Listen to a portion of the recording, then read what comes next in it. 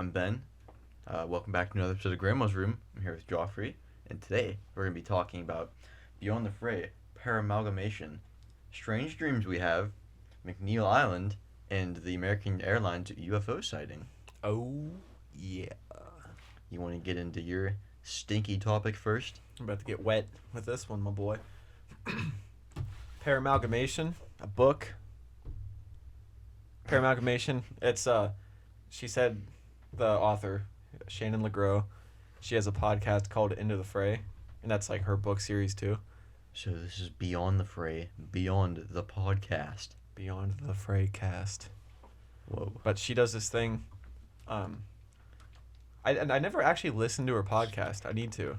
But she has these guests on to tell their stories about, like, paranormal experiences they had.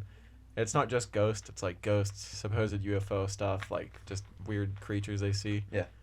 And she made this amalgamation is what she called it. That's why she called it paramalgamation. She didn't know what to call it. Paranormal. Mm-hmm. Because she took, like, the best stories, I guess, and she wanted to put them into a book. She didn't know what to call it. So, just an amalgamation. Mm-hmm. But, like, I heard about it on some other podcast. I forget what it was called. Like, Our Strange Skies or something. He interviewed her. And I never actually... I bought it over the summer. So, like, 6-7 months ago. Mm-hmm. And I didn't even open it till this week. Yeah, there's good stories. I didn't read it word for word, like, in my notes. I just, like, summarized the stories. Mm. But there's a bunch of them. I'm just going to, like, read 2 of them. And it's a really good book. Like, if you guys are interested, you should pick it up. So, like I said, it's not just ghosts, or it's not one thing. It's a bunch of different stuff. Mm-hmm. This first story is called The Boulders. And let's get right into it, I guess. When this happened, Chris, that he didn't want his full name in it, so it was just his first name, Chris.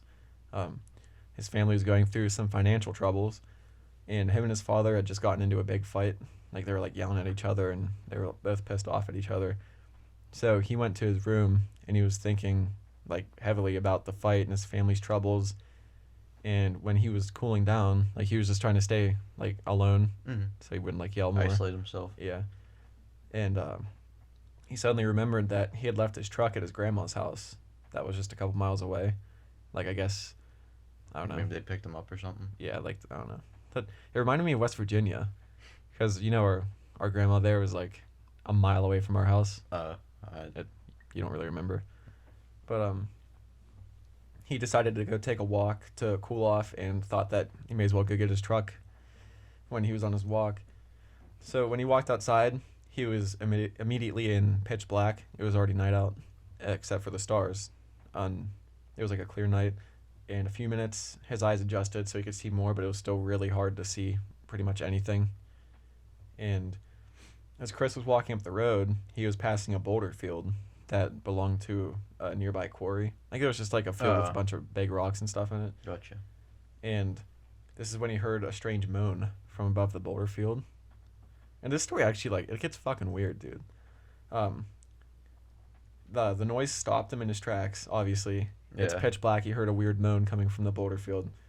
And he thought at first it was just a coyote or something. And he was still mad from the argument, so he thought if it came after him, he would just hit it with a rock or something. But the thoughts of his family were too distracting, so he continued walking to his truck. Like, I guess it just, like, left his mind because he was too focused on the fight and everything. And then he heard a second moan. He didn't know if it was some sort of call or something, but he was obviously more freaked out now. Yeah. The more you hear strange moans, I'm guessing the more it freaks you out. I've never been in that position. And then right after the second moan, he heard a third moan. And I don't know if it was like a moan or a groan or if, like, some weird animal noise, but they described it as moans. And then he heard a fourth, and then he heard a fifth. And they seemed to be coming from different things. Like, they're not all in the same spot. Yeah. And the boulders have eyes. Oh, fuck. I didn't even think of that. The hills have eyes. Mm-hmm. But he said it seemed like they were trying to find each other, whatever they were, like trying to make their way towards each other to, like, get together, I guess. And they said he could tell that they were getting closer to each other the more moans that he heard. And then they kept making the noises, and Chris could tell that now they were together in a group. and now he could hear them getting closer to him from behind as he was walking up the road.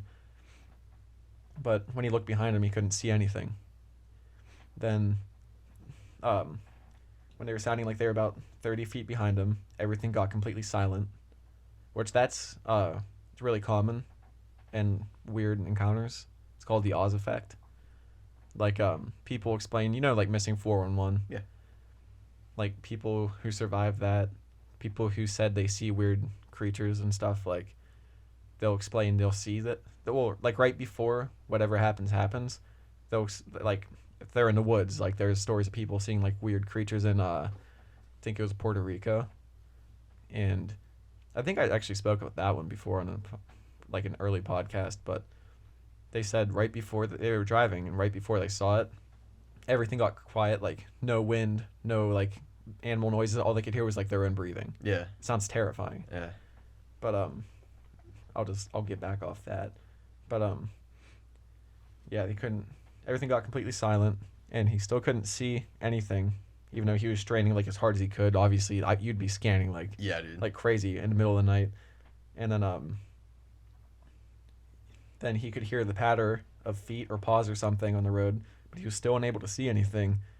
And due to the next sound they made, he could tell that they made like a semicircle around him, like they were starting to surround him. What the fuck, dude? And in unison, they made a noise that reminded him of the Bushmen from it's a movie called The Gods Must Be Crazy. And I watched some clips of that movie, and it's about like this tribe. I don't know if it's in like South Africa or Australia, like the indigenous people, but to obviously us who speak English, it just sounds like gibberish and clicking. Mm-hmm. So I heard like that, like clicking and stuff. And he started walking way faster at this point as the clicking continued, and something strange started happening, even though he was terrified, on edge, alert, because he was being followed by something, making weird noises he couldn't see. He started feeling extremely tired. Like too tired. Yeah. And then in the boulder field, he saw a giant boulder in the middle, and he decided that he needed to get to that boulder now so he could like be like above them and have like the high ground. Yeah. And so he would crawl on the top of it. He thought it looked like a safe place to be at the time. He sat on top, trying to see and hear more, and the intense tired feeling kept growing stronger. What? When does this take place? Did it say? I think it was just a couple years ago. Okay. Like 17 or 18.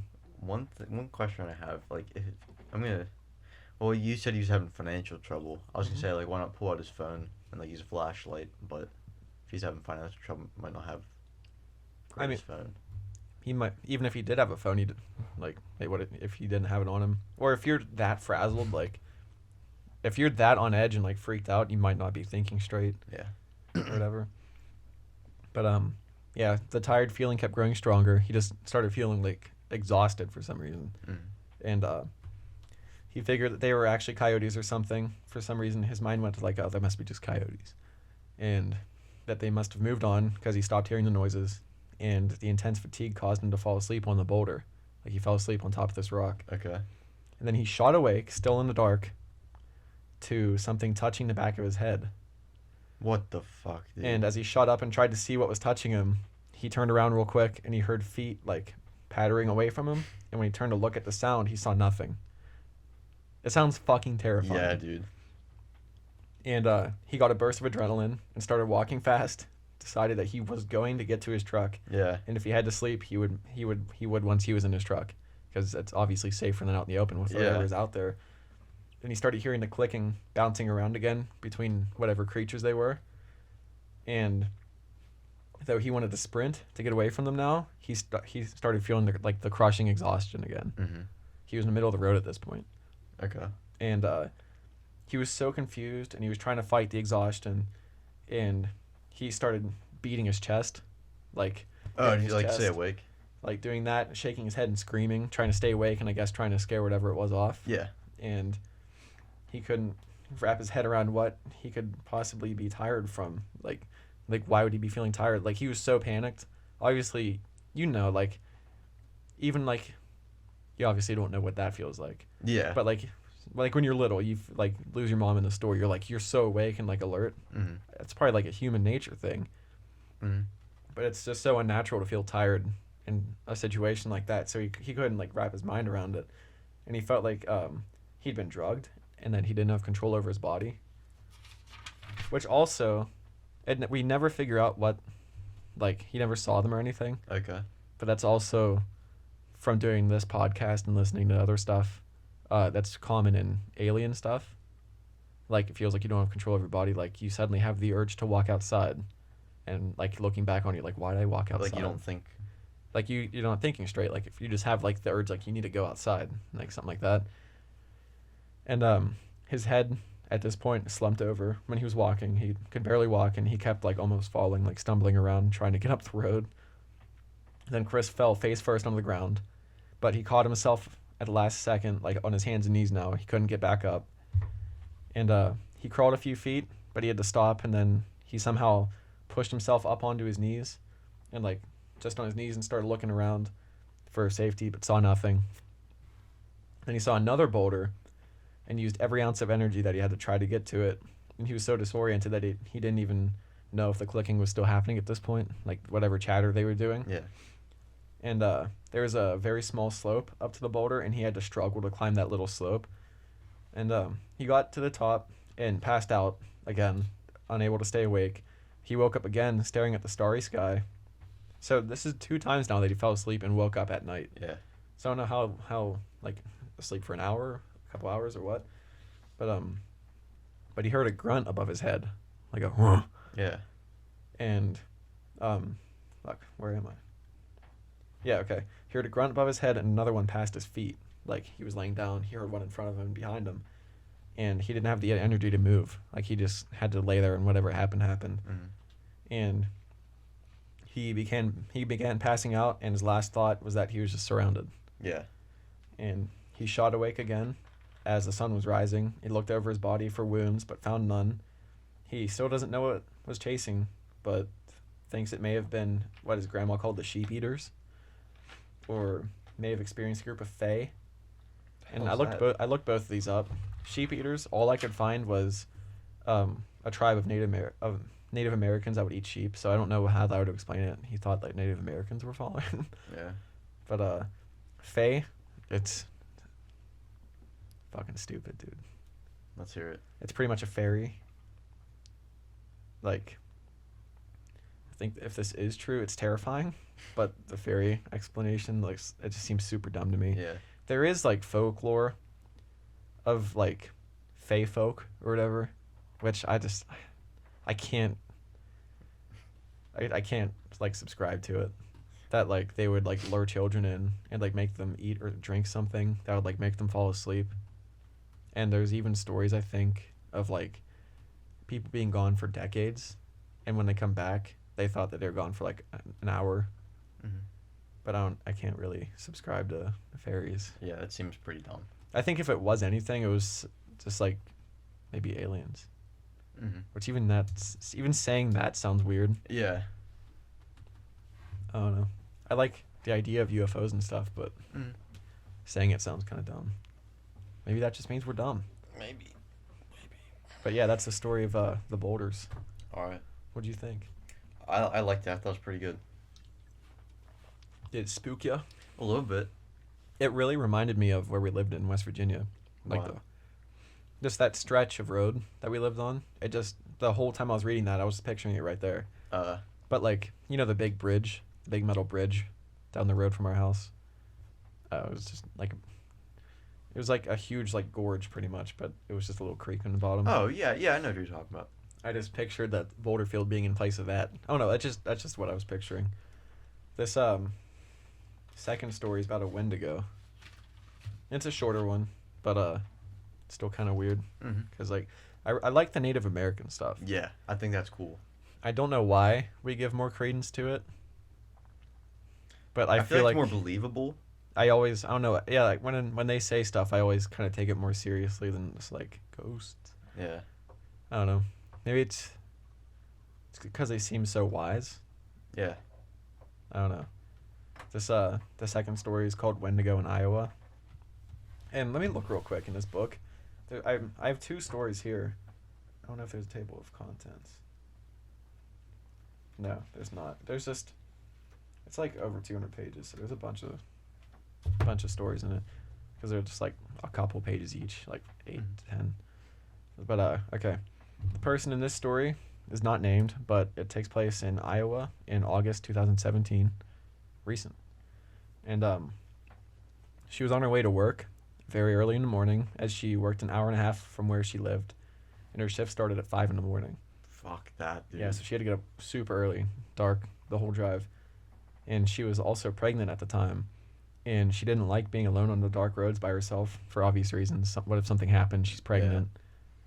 It's like that early in the morning. What's the chance of someone driving by? And she was driving, and it was a clear night, and all the stars were out when her headlights hit something on the side of the road. And at first she thought it was just like an animal or something. Like, she didn't really give much thought to it. She just kind of slowed down, as you do like when you pass deer. And she got closer. It didn't move, so she thought maybe it was some sort of piece of like equipment or something, like someone was using like in the woods maybe. Yeah. And but she got even closer. It started looking like it was human, like humanish. It started looking kind of like some kind of creature. Mm-hmm. And she said it had a long torso, and its knees were pulled up to its chest with long arms wrapped around the knees, like it was like sitting in a fetal position. And it had very long fingers. And at this point, it like looked in the direction she was going. So like if she was driving east, it was looking east, like in front of her car. Yeah. Like off in her direction where she was going. So it hasn't looked at her yet. But when she was seeing this, she was freaked out, obviously. Yeah. Like, what kind of person sits out in the middle of nowhere, like, especially at this time of night? And it was 3:30 a.m. at the time, which I think at this point she thought it was just some weird person on the side of the road. But still, that's fucking weird. You see a naked guy like curled up on the side of the road. And she closed in on it. She realized this was not human, judging by the limbs, like how long they were, the length of the torso. She thought if it stood up, it would be around 8 feet tall. Jesus. It was completely naked with like black skin, and like not like a different race, but like I got you. Like rotting, kind of blackened skin. It was really emaciated, like it looked like it starved, and it had dark hair like all over its body. I don't think she meant like Bigfoot hair, like patchy. Yeah, like real like emaciated and bad, and like I pictured it having scabs. But she said when her headlights hit it, it looked kind of wet, like it just crawled out of the creek below the hill. Fuck.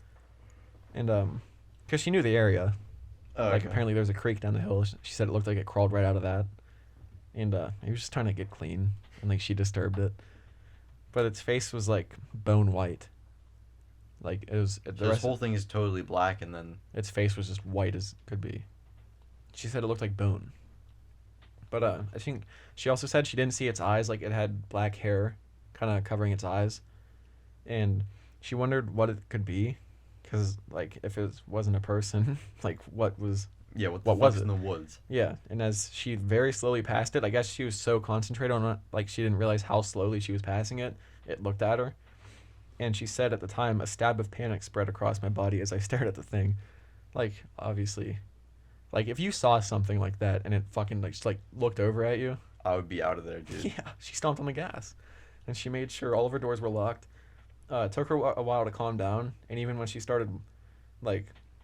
I started wondering if she had hallucinated it. Because it was such a weird thing to see. Yeah. And she was now about halfway into her drive. And she got to another small town. And she stopped to get some water and, like, process what just happened. And... She got back in her car and was continuing her drive. She was about 10 minutes into that part of the drive, like after she left that town. And she was going up a steep hill. You know where it's going. Yeah. And at the top, in the middle of the road, the same creature was crouching, but different crouching. It looked like it was about to leap into the air. Okay. So I don't know if it was just like, looked like it was literally ready to just like jump, like mid-crouch. But she said she screamed, swerved around it, and sped the rest of the way to work. She got there early, so she sat in her car just trying to, like, contemplate what happened. Give me a second. Oh, yeah. Her coworkers apparently could tell that there was something wrong with her that day. Obviously, like, you're not just going to, like, forget about that when you go to work. But but she didn't say anything about what happened. She said she didn't even tell her husband that it happened until she got on this lady's podcast to tell her. What the hell? I guess it just disturbed her so much, and it seems so unbelievable. But not after this happened, she had an emergency, and in the hospital she almost had a miscarriage. And she said she was stressed at work at the time, and stress can cause that to happen. But she wondered if the stress from seeing this had contributed to it. She didn't lose the baby. She ended up having the baby. But she heard about the Wendigo and legend on a podcast sometime later, and what was described is exactly what she saw. So she was pretty sure it was a Wendigo. And we did an episode on Wendigo before, right? That was our second, or Skinwalker was our second episode. Yeah. We have done an episode on Wendigo. Did we do an episode on Wendigo, or did we just read some stories that we found? I know I did 2 stories from bedtime stories, but this was like in here. What? Like in this room. Yeah. Not like the actual individual episodes. Okay. Well, I'll have to go back and listen to it because I thought we did, but I don't know. We obviously did a few. She did some research and found out 2 possibilities. One, that the Wendigo could have been a harbinger or an omen that something bad was about to happen, like a sign that she might have had that miscarriage, or that it was there to cause the emergency and possibly wanted to try to kill the baby. Which I don't know. The second one seems a little far-fetched. Like, why her? Yeah. Like, unless this baby is like a reincarnation of Jesus, I'm not too convinced that it's going after her. I don't know. She still doesn't know exactly what she saw, but this was like the closest description. Yeah. So it could be something totally different. Could be a Bigfoot that's starving. Who knows? I'm not a believer in Bigfoot, really. Starfoot and Macefoot. But yeah, that's that story. That one wasn't as freaky as the first one. Yeah. It was still cool though. Yeah. I need to look more into this. I might do some more stories from this later. Yeah. My dad, we have this book in our basement, and he said I could have it, but I just haven't I haven't gone down and got it yet. It's this book of like all these ghost stories from like southwestern Pennsylvania. Oh really? Yeah. From like around here. So I figured that would be, and it's like super old too, like 50s or 60s old. So there's ought to be some good stories in there. Nice. Dated stories. I want to do an episode on Chestnut Ridge. Why? Apparently that's a crazy spot for UFO stuff. Like right where we live. They did a whole documentary on it. I saw it on Amazon. Oh, that's cool. And there's a guy that investigates it. He's been investigating since the 70s. I thought he's like around here. His name's Stan Gordon. I don't know if you've heard it like through the podcast or whatever. But I thought if we could somehow get him on, like through Zoom cool, or something, it'd be really cool to get him on and like talk about it. Yeah. But yeah, I'd have to figure out how to get audio into that though. I don't know. I could. It's a possibility. Yeah, that'd be awesome. I'll have to look into that. But yeah, that's all I have on Paramalgamation. All right. So if you want to get into your heavy topic. All right. So I decided to do McNeil Island, and I will warn you, this is very graphic. So, I understand if you might want to skip ahead a little bit, but I got a little off topic too. I was listening to Time Suck, and he's going into all these stories about why they do the things that they do on this island.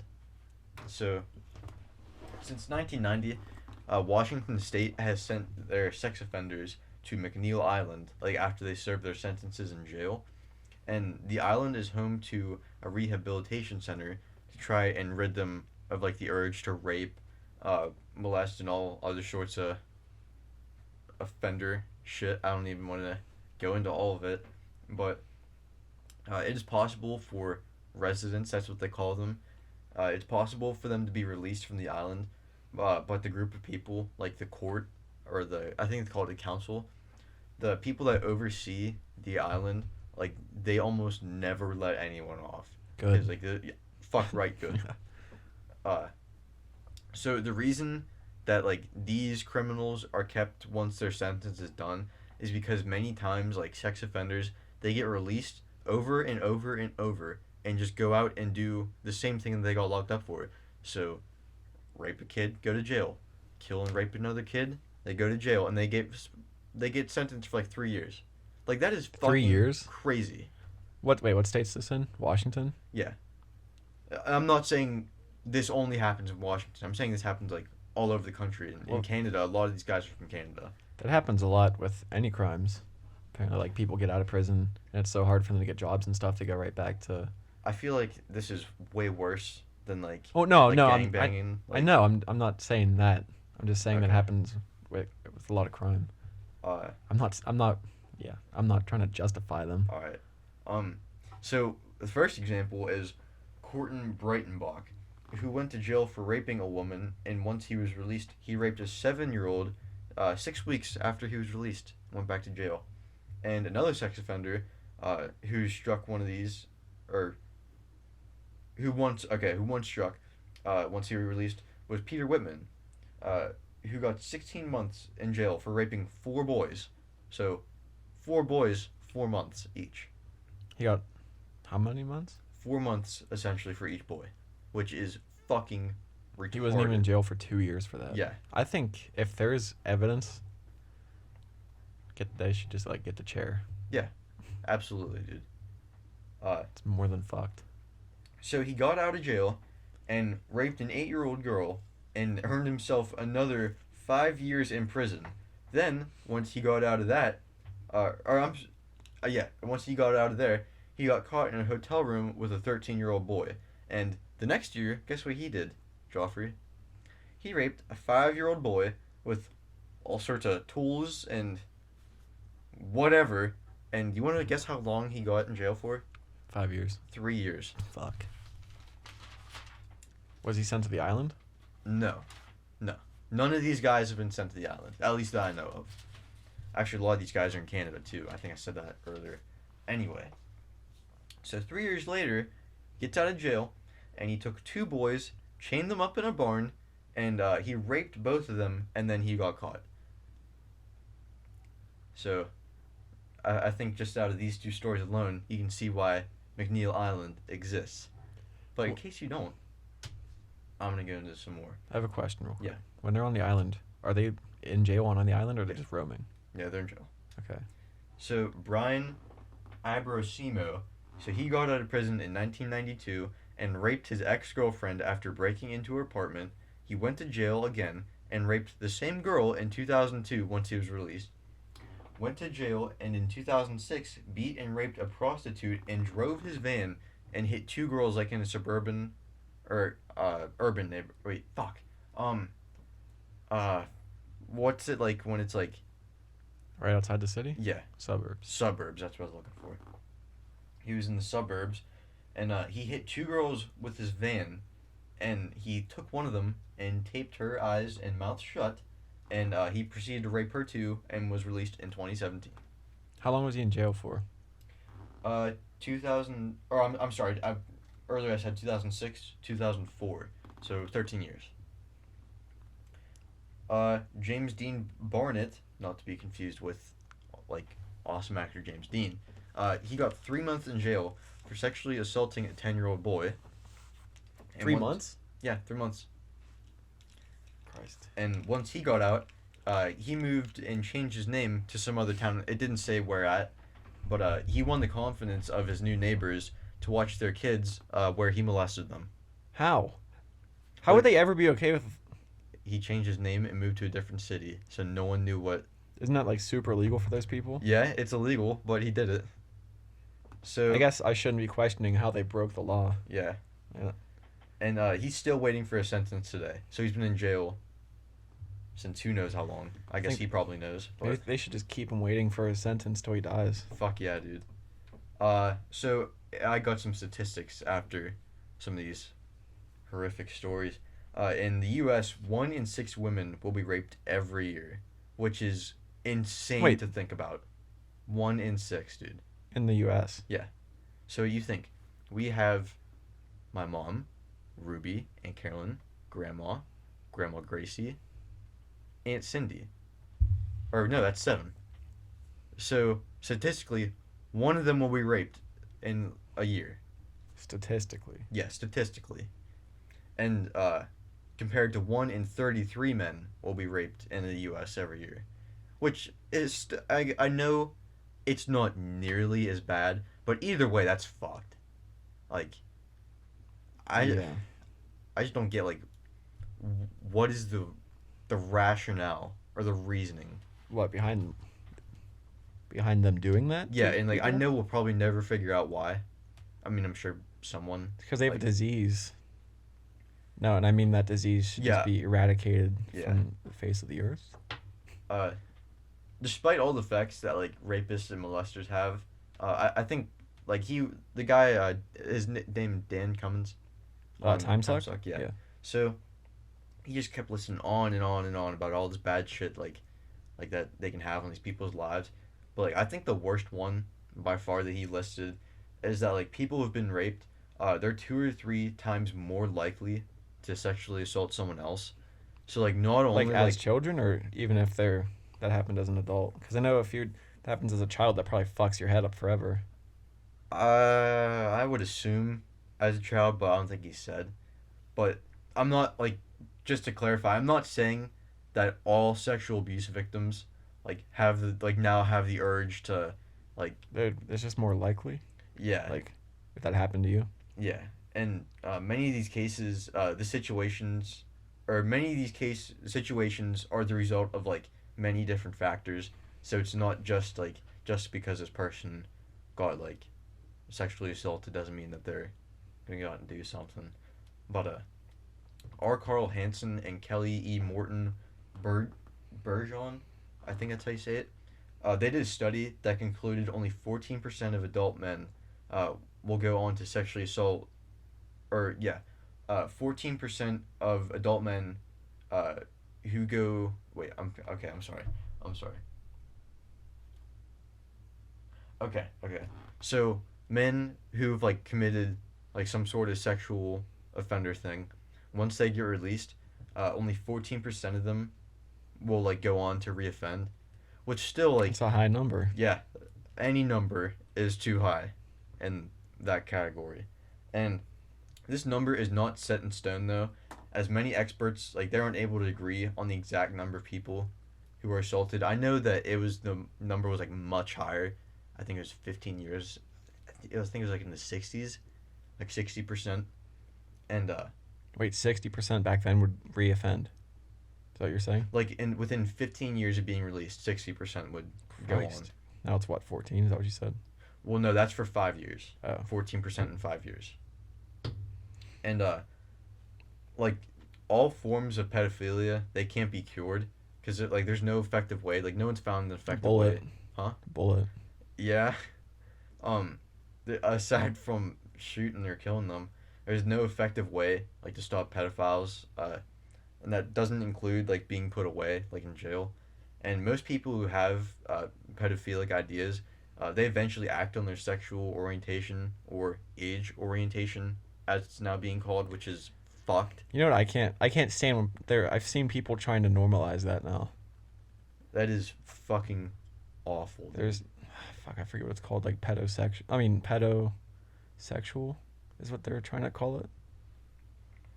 Like I think even people who like try to normalize that, what the fuck? Yeah, like what are you thinking?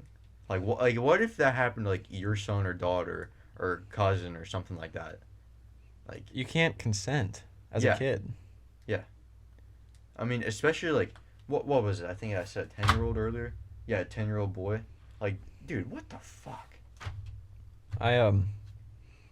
This episode took a real weird turn from ghost stories. Yeah, I know. I didn't intend for it to get this dark. I'm sorry, but I just kind of got sidetracked a little bit with Dan, and many children who are sexually assaulted are manipulated into doing all these sorts of things too, which is like even worse, I think, than just like being raped. Because like you get like tricked and lied to, and many sexual offenders, at least ones who are attracted, they're almost all born this way. Like it's just like the wiring in their brains, so it's not like you can change that. Mm. And some people who are attracted to kids, they're able to have sex with adults, which I thought this was even more fucked up. It said that like they have sex with like kids and adults, and with adults, some people have to imagine that they're like having sex with a kid to get off, which is like, dude, Like he compared it to fucking his pillow. He's like, he's not thinking, oh, this pillow is so hot. He's thinking like, oh, like Salma Hayek is so hot. Like, you know what I mean? Yeah. But he does a lot of weird jokes on that show. yeah, and people think that if you're attracted to something, like you'll never lose that. Which What like, do you mean? like if you're attracted to men, like you'll almost Like they'll never not find kids attractive. yeah, yeah. And residents on McNeil Island. So now I get into the island stuff, which I'm glad. And there's not a whole lot of notes on the island stuff. But anyway, residents on McNeil Island, they almost never leave. Yeah, yeah. They almost never leave because a court has to agree that like they're fit to go back into society. And the island itself is 2 miles away on a ferry from Tacoma, Washington. And it included that the ferry runs every 2 hours. So I don't know how many pedophiles Washington has where they have a 2 hour service. Is it a ferry to that island? Yeah. It's not one that like runs by it. No. It's just straight to the. I mean, Is there actually that many pedophiles? I don't know, dude. But and the island itself, it's about 7 square miles in size, and it has been used as a spot to hold pedophiles since 1990.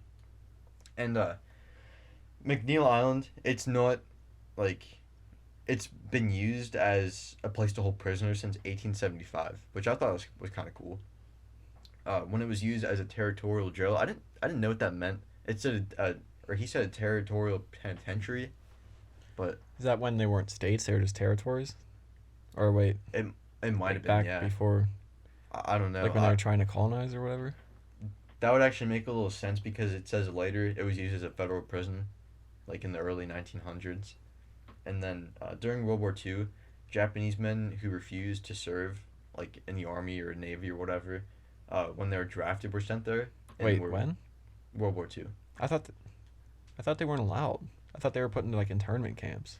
No, they did take like some of the men from like in Hawaii. Like they barely took anyone, I think, from Hawaii because they're almost all either Japanese, like from Japanese descent. Well, Hawaii wasn't even a state then, was it? No. In World War II. But then they were pardoned by Truman in 1947, and Charles Manson. So I don't know it didn't say like what happened from 47 to the early 80s, but it said that for a little time Charles Manson had lived there in the early 60s. So I don't know if I think it got sold, and like the island was just like bare, but the government bought it back in the early 80s and began to use it like to hold prisoners again, and it didn't just hold like pedophiles at this point. And in 1990, like the council of people who decided if you would be free or not, they came onto the island, and they're still like mixing these people together, like not pedophiles and pedophiles in jail. And in 2011, every other group of people except sex offenders were moved because like state budget cuts, so they only kept the sex offenders on the island. And once they're on the island, they're encouraged to share like the things that happen to them, and like maybe ration why that happened to them. I think maybe ration why they do shit to people, and like what they're thinking. So what, to try to find a way to combat that later? Yeah. Like try to understand their psychology or whatever. Yeah. And I thought this was pretty shocking. Only 62% of the people on McNeil Island participate in sharing. So there's 38% of the prisoners that have just given up. Which, I mean, I would probably give up too, because like there's no way you're getting out of that. No. Neither should you. So like obviously not everyone either feels bad for what they've done or just cares. But every year a court gives a resident a review, like to determine if someone should be freed. Like, you know, have you seen what's that movie with Morgan Freeman where Andy Dufresne, he escapes from that jail? Shawshank Redemption. I've never seen that. Well, it goes through him like through a couple of times, like these like annual reviews. I think it's like every 10 years they'd like come in and ask him like if he deserves to go. Anyway, so they do these once a year, and like they have like a whole like a whole jury and everything. Like it's a whole court trial, and like so back to how they're encouraged to share things. That comes back to bite them in the ass, because the things that the residents admit to in therapy, they're used against them in court. Good. So yeah, and like obviously, if a jury hears that like, oh, this guy likes to fuck kids with a rake, they're What? obviously not going to let him out. Was that an example of what happened? No, I'm just making that up. But That's obviously, impressive. they're not going to let this guy out. Now I wish all of them would share. Yeah, I know. Give me a weird Which look might for a be second. another reason why they don't share, Oh yeah. because they can't have that used against them. Yeah, But but if still, they there's don't- crimes If that they they've don't committed. share, does it also fuck their chances of getting out? It didn't say. Like being not cooperative or whatever. I don't know. I mean, it's voluntary, Oh. so it's not like you're being forced to, and they just sit in a room and won't share. It kind of reminded me of stuff that Tim Kennedy's doing, like with like awareness about human trafficking and stuff. It's apparently way more prevalent than I thought it was. Like it happens all the time. Nice cheer wine. Thank you. Cheer wine, please sponsor us. Please. Anyway, Tim Kennedy. Yeah, he's been doing a lot of stuff with like especially over in like third world countries and stuff. It's like it happens all the time. Like, and I think it was Nigeria. There was just a bunch of armed like terrorists that broke into a school and stole like 300 some girls. Holy shit! Yeah. Christ, dude. How did you learn about Tim Kennedy? I forget. I think it was through Drinking Bros I and Hunting Hitler. Yeah, Is my that dad where and I, we'd watch Hunting Hitler a lot, and I saw him on there. I first saw him there, but it never clicked to me like what he was doing. I thought he was just some guy on the History Channel. Yeah, me too. And he's apparently way more active with that stuff, like sexual assault and like awareness about human trafficking. Yeah. Yeah. It was shocking. Like I started like looking at his stuff and like looking into it more. It happens way more than I thought, like everywhere. Like wasn't there, I can't remember if this is true or not, like a year ago there's like a bunch of politicians, like low level politicians, that got wrapped up for human trafficking. They were like either enabling it or helping with it. Politicians. That's fucked, dude. Yeah. Well, let's get off this bad topic, because I'm feeling down in the dumps. You want to get into an alien sighting? Sure. UFO sighting? And then we'll talk about our dreams. Our dreams. Our aspirations. But, okay, Fox News. Paula sent this to me. Thanks, Paula. The article's called American Airlines Not Denying Possible UFO Spotting. Says, talk to the FBI. On Sunday, February 21st, like just a couple days ago, an American Airlines jet was going from Cincinnati to Phoenix when right around 1 p.m., the pilot radioed air traffic control asking if they had any sight on something up in the air with them, because something just went over their plane. They didn't, air traffic control answered, said they didn't see anything up there. The pilot also said in the transmission, I hate to say this, but it looked like a long cylindrical object that almost looked like a cruise missile type of thing, moving really fast. It went right over the top of us. American Airlines did say that the radio transmission was real. It wasn't faked. Did they have like the recording of it? Yeah, I found it. I can't play it because GarageBand is going. You can. Oh fuck! I was gonna say look it up on your phone. Where's your iPad? I don't know. It's not worth finding. You can look it up. Well, maybe we'll put it on the Instagram. Yeah, we can. We'll put it on the Instagram. Good idea. But they didn't. They said the radio transmission was real, but they didn't make any further comment. But a spokesperson said, for any additional questions on this, we encourage you to reach out to the FBI. So I guess they just didn't want anything to do with it. Yeah. When this happened, Flight 2292 was about 37,000 feet in the air. And Scott Stearns, the chief of public affairs of White Sands Missile Range, which is where they test like experimental aircraft and stuff in New Mexico. Something's loud. That's you. It's my chair. Oh. But so the range wasn't testing anything at the time.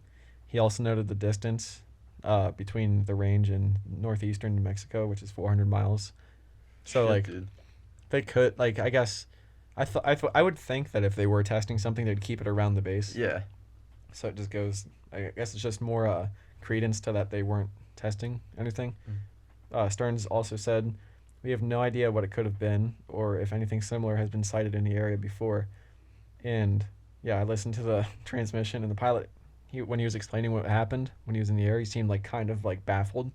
Obviously, something just went over his plane faster than the plane was going. He said it went fast. Like, that's like when you're on the highway going like 80 and someone flies past you. Like in a Ferrari or some shit. Like, what the hell? Like, sometimes it's like minivans. But, yeah, I thought that was really cool. I like more UFOs stuff's been coming out recently. Yeah. And, isn't the CIA or something supposed to do like,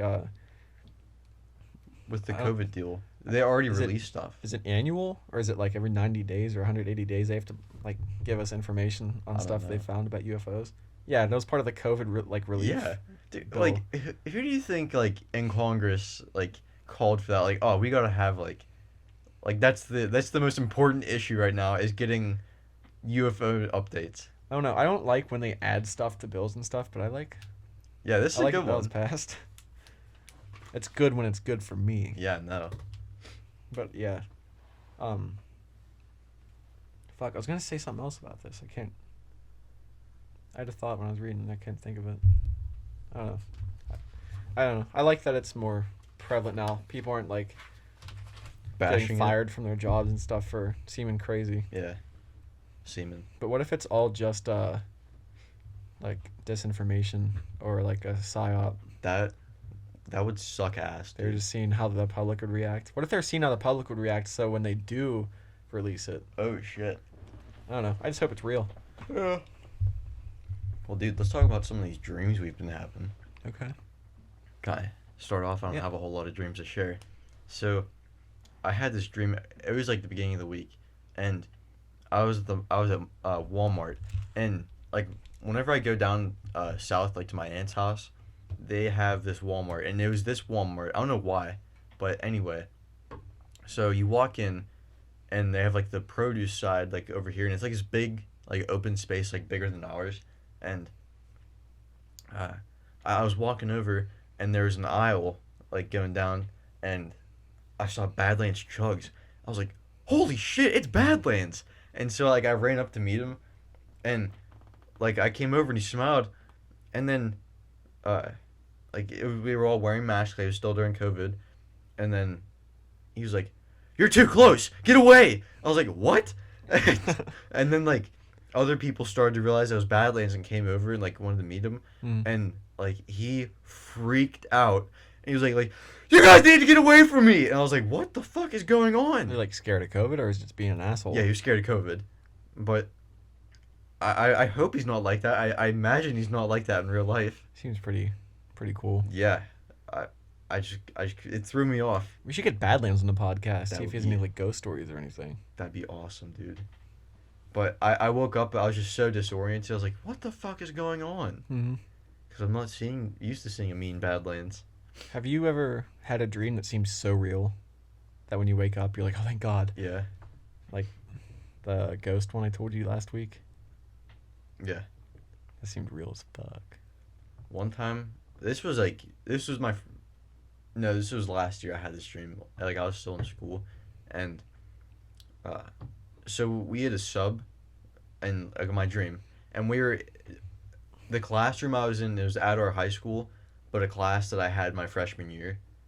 You know Mrs. Wires, right? Yeah. Like our class, like it's like along that back window there. Yeah. And I was sitting in the row closest to the window, and the sub, he couldn't find like the work that she left, so he's like, "I just do whatever," while he went and looked for it. And I was just sitting there, and I turned and looked out the window, and then like I heard this like humming. I think you've told me this before. Yeah. And the stub's still in the room, and he's sitting up front, and I'm like closer to the back, and everyone's talking, and I look at him, and he looks at me like we're both like the only one hearing this. And I turn, and this plane comes crashing down. Like, it's so close. Like, I remember seeing the whites of the guy's eyes. The pilot? In the plane, yeah. Holy shit. And I was like, "What the fuck?" And, like, I just sat there because, like, I was just in shock. Wait, it was close enough that it crashed, but you didn't die? Yeah, I don't get how that happened. It's a dream. It's a dream. But it was so surreal, and I woke up like sweated, like drenched in sweat, dude. Like it was terrifying. Damn. You just reminded me of a dream I had like months ago, and we were like in the living room, like 5 feet that way, and we were watching the news or something, and they're like, nukes have been dropped, like, Oh you shit. stay in your house, and like Yeah. we saw like the mushroom cloud outside our window, and I walked outside like down through the basement, and there was just like a haze everywhere, and it was just like that pure panic. You're like, oh fuck, like this is actually happening. Yeah. Like this is what we've heard about in movies and shit like our whole life. And then that's one of the ones that seemed real, and you woke up and you're like, like Yeah. you wake up breathing heavy. Yeah. Have Well, you, what? I'm sorry. Go ahead. Do you have any other dreams lately? Any cool No. dreams? You said you had one this week, didn't you? It was a weird one. Yeah. We were down the road for I don't want to name the name of the road, but we were is it 69? Fuck right, it is. 69 degrees in here in the grandma's room. But like we were down that road. I don't want to name it on the podcast. But like I woke up beside the road in my underwear and this shirt, and it was warm. Like it was early morning. It was warm. Like it was nice. Like spring or summer. Yeah, I woke up and it was like 70, and you just woke up warm, like, and like I didn't see any cars or anything. I don't know why I woke up down the road, but then I started just walking down the road barefoot in my underwear and a shirt, and it was like super peaceful for some reason, and like it felt really nice. Like I was like really happy, and when I turned onto the other road and I was passing the harbor, which is the bar. Yeah. Just for people who don't know, I started just jogging barefoot, and like you're on pavement, so like your feet are kind of hurting, like Yeah. that sting, and like turn onto our road, and there's that cemetery, and I see a fresh grave at the bottom of the hill. It doesn't get weird, Oh, okay. but I see something digging in it, like I see like dirt coming up out of it, and so I make like the noise you make at the cats when they're doing something like and like a rabbit runs out, and then like I start walking back to the house, and I woke up. Like I woke up, and like for a couple seconds my feet actually felt like I was running on pavement when I woke up. It was weird as fuck. It was the weirdest thing I've woken up to. There isn't not the weirdest thing I've woken up to. When we were at the beach, I was laying in bed, and the twin beds in the old bedroom, they have like the At the old beach house. yeah Like where Terry kicked out the window. yeah Yeah. there's how like at the bottom of the bed there's the wooden front. It's like if you like scoot down far enough, you're gonna be touching that wooden like the edge. frame. Yeah. I woke up. This wasn't a dream. This actually happened. I was on my stomach, and for some reason my feet were up in the air, like I was pulling them towards my butt or something. And I woke up, and as soon as I woke up, they just went limp and just smashed on that bar. Oh. So like I woke up to shinning myself. I just don't know why I had my feet in the air in my sleep. Yeah. It was weird. But yeah. It's the only weird dream I had this week. I'm not one of those I'm not of the thought that dreams mean stuff. Like, I'm not... Unless it's extremely vivid. Or, wait, that's not right. I've had... Like, you ever have, like, a dream, and then, like, something happens, like, a day or two ahead, you're like, oh, fuck, this is, like... Like, when we were little, I remember Terry saying, like, he dreamed, like... Because, when you're kids, you, like, look forward to new episodes of stuff, like cartoons. He, like, dreamed the episode. Like, he was like, I've seen this. But, like, I don't normally think they mean stuff. I just think they're cool. Like, I think it's cool that your brain does that when you're not awake. Yeah, when you're not trying to do it. It makes you, you feel like it's so real. Mm-hmm. I just think that's pretty cool. I like trying to remember them. Because, like, I guess the more that you try to remember them, the easier you do start to remember your dreams. Yeah. And I wonder why it's, like, so elusive. Like, you know what I mean? Like, why is it so hard to remember dreams? Yeah. And sometimes you'll just be, like, at work in the middle of the day, and you'll suddenly remember your dream that you had. Yeah. I don't know. It's pretty cool. Well. Do you remember at the beginning? What were you say? Go ahead. Remember at the beginning of the episode when we were talking about only shins? Oh, yeah. That's an Instagram page. The fuck? It's called Only Shins. And it's just, like, I guess it's, like, a meme of, like, OnlyFans. Mm-hmm. But all they post is, like, pictures of shins. And I saw I saw it through the Drinking Bros. One of the guys on there. Okay. He put it on his story. And, like, there's not many people that follow it now, but I think it's growing. So you should probably go ahead and follow that later. Okay. Only shins. Yeah, I'll follow it when I go to shit. Okay. That was actually my next point. Do you think maybe our shit's been shot? I don't know. I'm about to shit my pants. I did have a question I wrote down. Okay. Like, there's this podcast called like Relic Radio, and it just posts a bunch of like old sci-fi radio programs from from the 50s through like the old, when they would do big radio shows. Yeah. And there's this one where like there's cities covering the whole face of the earth, like it was all city. Like do you think that'll ever happen? Do you think we'll? Yeah, I think it will. Do you think us as humans will live long enough to like let that happen? Okay, now you say that. I mean, right now it seems kind of tumultuous. I think we're probably gonna get through it. I bet we will. Through all the crazy shit. We will. I wonder if it's actually crazier than it ever has been, or if it's just like you see it more because of technology. Like, are things going way more crazy than they did in the past, or are we just seeing more of it because there's social media and stuff? Well, I think it's a combo. Like, we're seeing more of it, and there's so much shit coming out right now. I wonder if it's like you saw more of it, so that caused more to happen. Mm-hmm. Do you think that's like you see something, you think, oh, like what if someone made this? I mean, like riots and stuff like that, like all the bad shit. Like, do you think? Is it really happening more, or are we just seeing it more? And does seeing it more cause it to happen more? I think it's happening more because, like, obviously, like, last year was, like, fucking crazy with, like, all the riots and shit. Like, like, the scale. And, like, I've never seen a riot like that in my lifetime. And I'm 16. You're 21. Yeah. I mean, people that I know, like, our parents and, like, older people at work and stuff, they say, like, we've never seen stuff like this. Yeah. I know some of the people just go out to like destroy shit because they want to. Because who doesn't like breaking shit? Yeah. But like, I think people view like I don't like the whole other side as bad. I think everyone has, not everyone obviously, but I think most people have good intentions. Yeah. Just it comes across as it's just the way that they do it. Like, yeah, it's carried out. I don't think they're doing it to be assholes. I think they're doing it because they think it's going to make a change. And some of it will, some of it won't. Like, yeah.